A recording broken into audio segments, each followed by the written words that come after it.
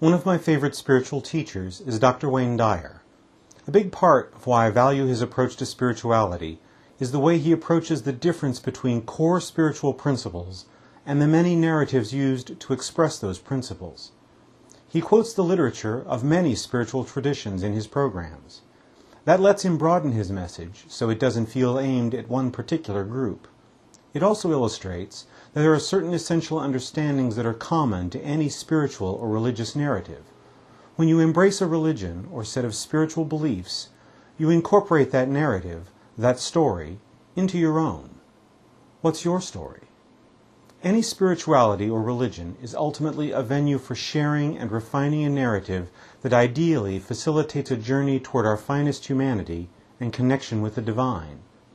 You can have a deep reverence for the stories and the characters in the spiritual narrative you choose to guide your journey, and at the same time, realize that the point of those stories is the growth and transformation they ought to produce in your life. One of the reasons I couldn't remain a fundamentalist Christian is their insistence on biblical literalism. That's a narrative that feels like it misses the point. Reading the Bible should inspire reverence for God and love for one's fellow human beings. Obsession with strict, legalistic adherence to Scripture turns the Bible into an object of idol worship. That's like picking up a road map to your destination and confusing the map with the destination itself. When Jesus taught the parable of the sower, are we to literally read the words and think that Christ came to offer an agriculture lesson? The word parable itself says the story is meant to illustrate a point that we interpret from its metaphor. Much of what Jesus had to say was intended for contemplation and exploration, so that we might see how those values translate into our daily lives.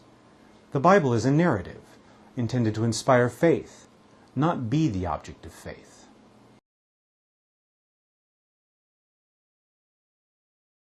It seems to me that any worthy spiritual or religious practice provides a path of personal growth that leads you to greater love, peace, compassion, and joy. If this is the inner destination you've set for your life, then truly what difference does it ultimately make which of the many paths you take to get there?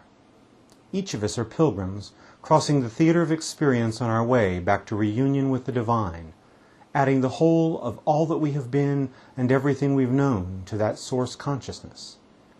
And what does it mean to be a pilgrim, except that you walk from wherever you find yourself in the direction of where you want to go? In seeking to open myself to wisdom from sources other than those of my own religion, I've come to appreciate the way that what really separates one faith from another is not their central values, but simply their narratives. The same messages are woven into different stories, choosing different words, and spoken by different characters. In the 14th chapter of the Gospel of John, Jesus says, "Do not let your hearts be troubled. In my Father's house there are many dwelling places." This passage is often cited as an expression that there is room within the heart of God for many people. I also believe it means that the heart of the divine is expansive, with room for many narratives that all lead to the same essential place of love, compassion, and acceptance. Realizing that the seeming difference between faiths, each seeking to inspire us toward our finest humanity, is just a difference in narrative, has opened my eyes to the danger that comes from confusing a narrative with the truth.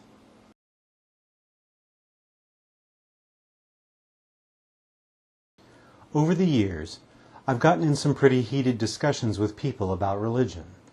For a lot of people, religion has gotten a pretty bad name. Something I've heard pointed out to me many times is the ample history in which countless people have suffered and died as a consequence of religion. At the same time, there are also examples of people who were inspired by their religion to reach out with compassion, forgiveness, generosity, and sacrifice for the sake of others. Sacrifice even to the point of giving their own lives, sometimes for a stranger. The rebuttal to these examples is that it's possible to be compassionate, forgiving, generous, and willing to sacrifice without the need for religion. I agree. But then again, food doesn't have to taste good to nourish the body. Clothing doesn't have to be comfortable to shield you from the elements. If someone chooses to embrace religion as a preferable, more pleasing vision that guides them toward their best selves, where's the harm in that? Some would say plenty. For some, on balance, the harms for which they hold religion responsible outweigh any potential for adding to peace, love, and harmony between people. But is religion itself truly the source of all that suffering? I don't think it is. I think there's a different, more insidious danger often heaped on religion at fault for the violence found in history. The trap of truth. The perilous pitfall of certainty that just one spiritual narrative, or even none of them, can be the one and only truth. Many Christians, speaking from a place of literalism and convinced with absolute certainty in their sole franchise on the truth, often foment hostility and resentment with the way they use their narrative. The 14th chapter of John also goes on to say, Jesus said, "I am the way and the truth and the life. No one comes to the Father except through me." This is often taken by Christians to mean that the only route to full union with the divine is by the Christian narrative generally, and in particular, by embracing Jesus Christ as a divine incarnation of God to whom one must pledge obedience. That can be a very exclusionary and alienating narrative, offensive to other faiths. Elsewhere in the Bible, it says, "Whoever does not love does not know God, because God is love." That's a central point of belief for Christians about the nature of God. God is love. And especially for Christians who accept Christ as God in human form, therefore Christ is love. Perhaps the authentic narrative in the 14th chapter of John is, love is the way and the truth and the life. No one is united with the divine except through love. When you confuse narrative with truth, and then allow yourself the arrogant presumption that your truth is the truth, suffering and harm invariably follows. The legacy of religious suffering has less to do with religion itself than it does with the conceit of certainty in one's own possession of a singular truth, fear in the face of differing narratives, and a lack of humility in the face of the prospect that what one chooses to believe might actually not be the truth.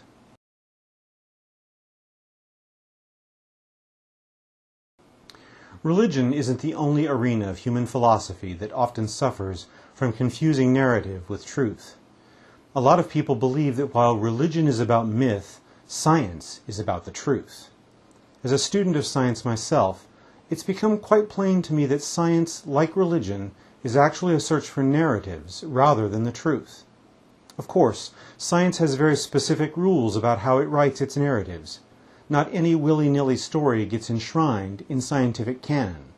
The narratives of science must be logical, internally consistent, often built upon or even written in the language of mathematics, provide testable hypotheses, and give us the means to reliably explain and predict observable phenomena. But having rigorous rules for the writing of a narrative doesn't make it any less a writing of narrative. My favorite example of this is how we think about gravity. A few hundred years ago, Isaac Newton gave us the tale of the gravitational field. It provided a mathematical way to predict how objects would fall to the earth and gave us a workable metaphor for imagining gravity. It worked very well for a long time. But a few hundred years later, Einstein thought of a better narrative for gravity, one that explained everything that Newton's story did and some things that Newton's story didn't. So we swapped the narrative of the gravitational field for the narrative of curved space-time. It's a better story for sure, one that matches our observations much more closely. But all the same, it's a new story replacing an old story, one myth, if you will, that was traded for a better one. And still newer narratives, like quantum gravity, may soon replace Einstein's. While the story told by science is not arbitrary, it is also not unchanging. Even people who shun religion as myth take as articles of faith things which have been given to them by authorities that they decide to trust. Have you yourself seen an atom? I doubt it, but you probably believe the gospel of the atom delivered in the sermons of science. In fact, when I've gotten into spirited discussions with atheists, one thing they often find infuriating is to point out just how much their system of belief has in common with religion. It is a belief they accept without any proof of its veracity, simply because they like the way the universe looks in their eyes for believing it. They have their prophets, in people like Richard Dawkins and their own hallowed texts. They even meet in groups to discuss and affirm their system of belief. That starts to look a lot like religion to me. They even have fundamentalists operating out of the same dangerous and ego-serving trap of certain truth they denounce in religion. I've met more than a few holier-than-thou atheists in my journey. Even the Rishon-worshipping atheist makes the same election of faith as the religious believer.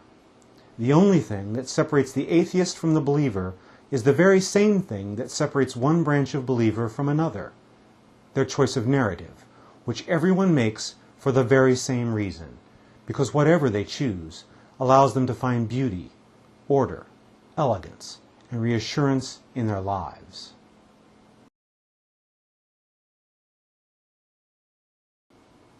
I believe very strongly that whatever religion or spirituality you may choose for yourself, whatever the narrative that speaks to your heart and soul, it should be embraced with the utmost humility, a humility that arises from the awareness that none of us know for a fact what the ultimate truth of existence is, or what the actual nature of the divine, if any at all, may be. I know what I believe. I know why it appeals to me, why it inspires me, how it opens a road that takes me closer to my best and most complete humanity and connection to the divine. But even as I cherish the narrative that makes my life and the universe a thing of wonder and beauty, I know there's a very real probability it isn't the truth. How could it possibly be the truth?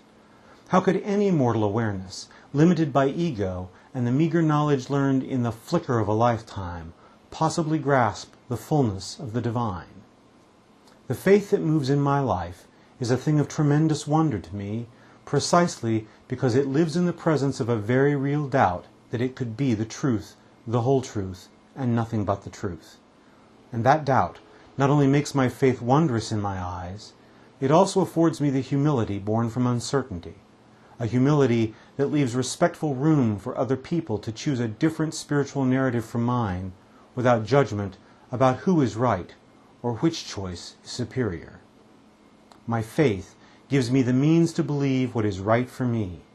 My doubt gives me the peace to not fear others who believe what is right for them. And in between faith and doubt, isn't there enough room for everyone to share our common world? I'd like to know what you think about this video. You can write me at the email address on the screen. My thanks to God for this chance to share with you, and may the gifts of love, joy, peace, and enlightenment come to you all.